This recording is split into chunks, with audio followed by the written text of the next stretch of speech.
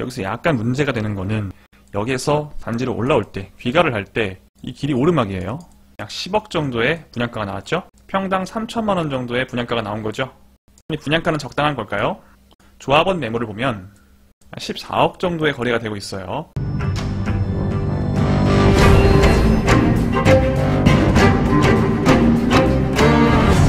여러분 안녕하세요. 모두의 부동산입니다. 오늘은 5월 20일에 1순위 청약 예정이 되어 있는 서울시 흑석동에 있는 흑석 리버파크 자이에 대한 입지 분석을 해보겠습니다.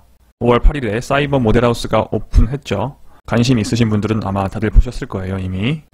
주변 시세에 비해서 로또 분양이라는 평가도 있지만 또 고지대에 위치를 해 있기 때문에 산 위에 있는 아파트다, 이런 호평도 동시에 받고 있는 그런 아파트입니다. 그런 지형까지 포함해서 오늘 꼼꼼히 여러분들께 분석해 드리겠습니다.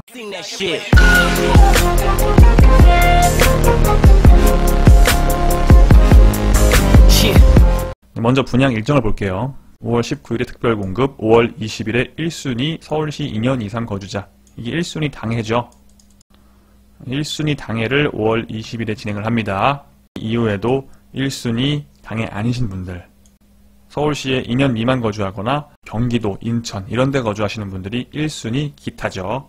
분양하는 세대수가 그리 많지 않기 때문에 1순위 당해에서 마감될 가능성이 99.9%라고 봐도 돼요. 사실상 5월 20일에 청약은 마감이 된다 라고 보시면 되겠습니다. 자, 흑석 리버파크 자이는 흑석 뉴타운 3구역이죠. 이 뒤에 바로 서달산이 있어요. 이쪽 대지 자체가 산을 완전히 깎아내지 않고 완전히 평지를 만들지 않고 언덕을 어느 정도 그대로 남겨두고 애초에 주택들이 들어와 있는 것이어서 새로 지어지는 흑석 리버파크 자이도 약간 이렇게 언덕 위에 지어지게 돼요. 이렇게 남쪽으로 내려가면 내려갈수록 더 산 위에 있다, 더 고지대에 있다라고 보면 됩니다. 이건 이따가 자세히 설명드릴게요. 일단 지도로만 딱 봤을 때는 위아래로 지하철역이 두 개가 보이죠? 위쪽엔 지하철 9호선 흑석역이 있습니다. 가깝진 않지만 아주 그렇게 멀지도 않아요. 보이시나요? 한 12분 정도 걸리네요. 걸어서 12분이면은 아주 역세권은 아니지만 충분히 도보로 갈 수 있는 거리죠. 여기서 약간 문제가 되는 거는 단지에서 역으로 갈 때는 상관이 없을지 모르겠는데 여기에서 단지로 올라올 때, 귀가를 할 때 이 길이 오르막이에요. 특히 처음에는 이렇게 거의 평지에 가깝다가 점점 갑자기 확 올라갑니다. 이 아파트 이 아래쪽 사시는 분들, 끝쪽 사시는 분들은 갑자기 한 이쯤부터 경사가 확 올라가요. 운동 좀 하셔야겠죠. 흑석역은 12분 만에 도착할 수 있는 걸로 보이지만 실질적으로 도보로 이용하려면 조금 체력이 필요하다. 그리고 아무래도 오르막길이다 보면은 이 시간보다 더 걸리겠죠. 이런 오르막길을 올라가는데 평지와 같은 속도로 간다는 건 조금 어려우니까요. 그래서 역세권이라고 하기엔 조금 애매한 부분이 있습니다. 자, 그리고 이 아래쪽을 보시면은 또 7호선 숭실대 입구역도 있어요. 여기는 조금 더 먼데 숭실대 입구역 4번 출구까지 약 17분이 걸리네요.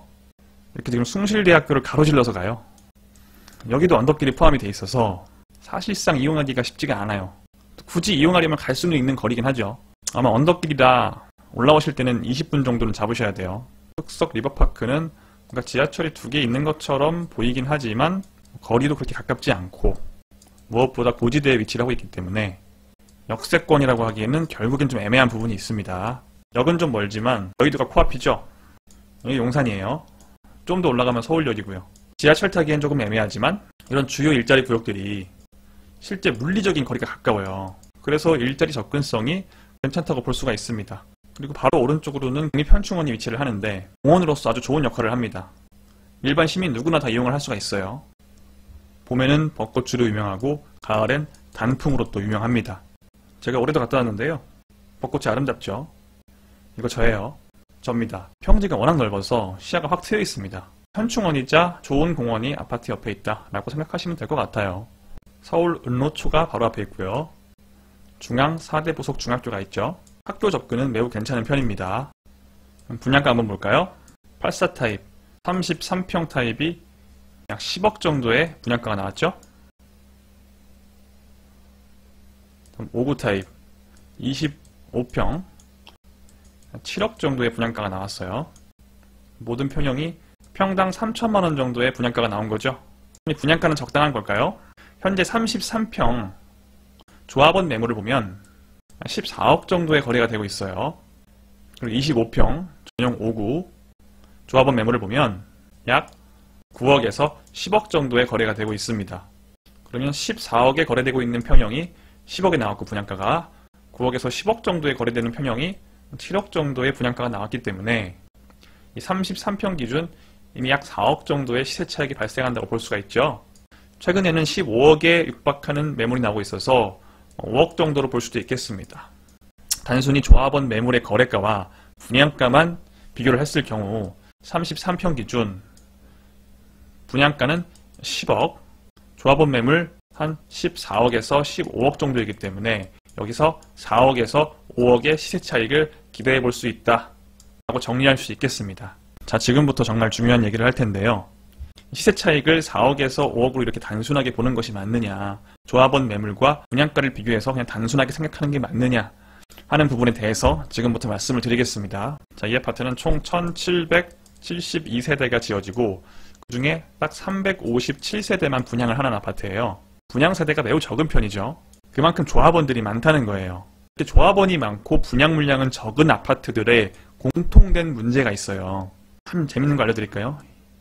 이 표만 봐도 어떤 타입이 가장 선호할 만한 타입인지, 가장 좋은 타입이 어떤 타입인지를 바로 알 수가 있습니다.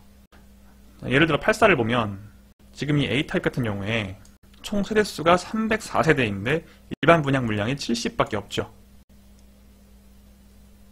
즉 약 234세대, 거의 대부분의 물량을 조합원이 가져갔다는 거예요. 반대로 D타입 볼까요? D타입은 302세대, 총 세대수는 A타입과 별 차이가 없는데 지금 일반 분양으로 172세대를 남겨놨죠. 조합원은 130세대밖에 가져가지 않았어요.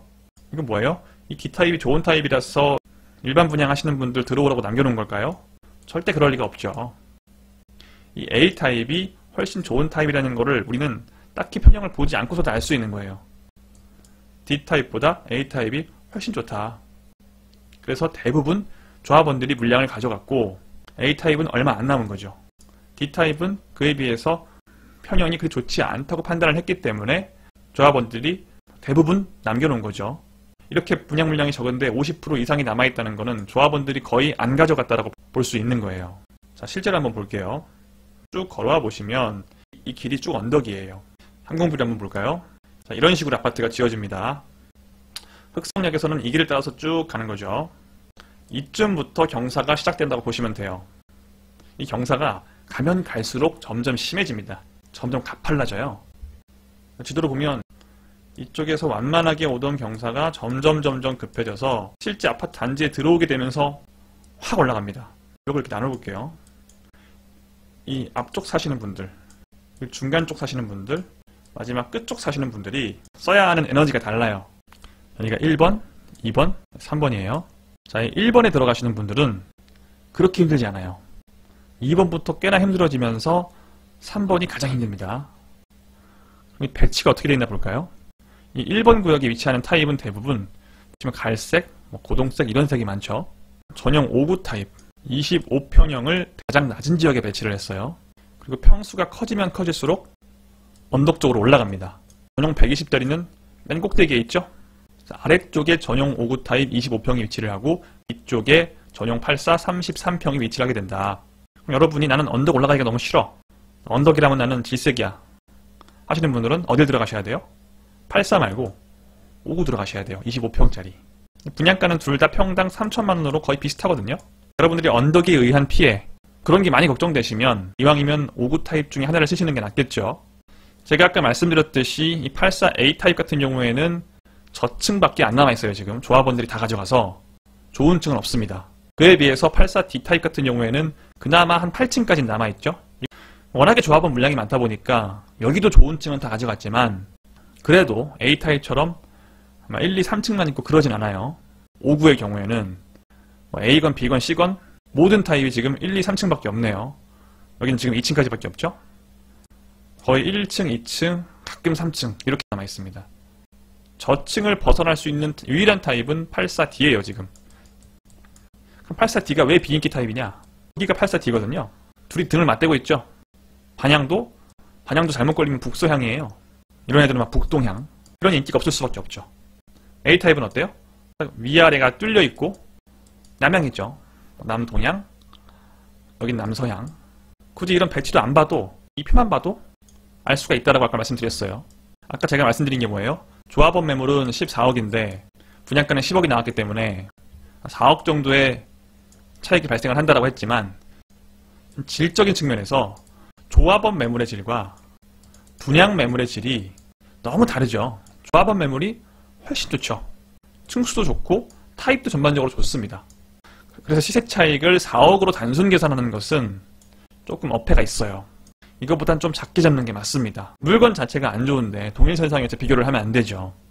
대부분 1, 2, 3층이라서 이런 경우에는 고층과 많게는 2억까지도 차이가 나거든요. 결론적으로 시세 차익은 한 2억에서 3억 정도 기대할 수 있겠다.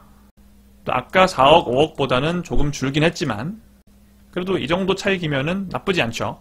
나쁘진 않지만 목도 분양이냐? 그 정도는 아니다. 통장 가점이 높은 분들 있죠. 한 65점에서 70점이 넘어가시는 분들은 여기는 저는 추천드리지 않습니다. 한 50점, 60점 사이다. 이런 분들은 들어가시고요. 이런 분들은 한 3억 정도 차익 보시면 성공하시는 거예요. 나는 점수가 좀 많이 높다 라고 하시는 분들은 등촌주공도 그렇고 서울은 사실 5억 이상의 시세 차익을 볼 수 있는 단지들이 많아요. 그래서 고가점자이신 분들은 굳이 애매한 차익을 노릴 수 있는 단지에 들어가실 필요가 없습니다. 확실하게 5억 이상의 시세 차익을 기대할 수 있다라는 곳에 들어가세요. 이번엔 좀 기다리시고 다음에 들어가시면 됩니다. 가점이 애매하신 분들 일단 쓰십시오.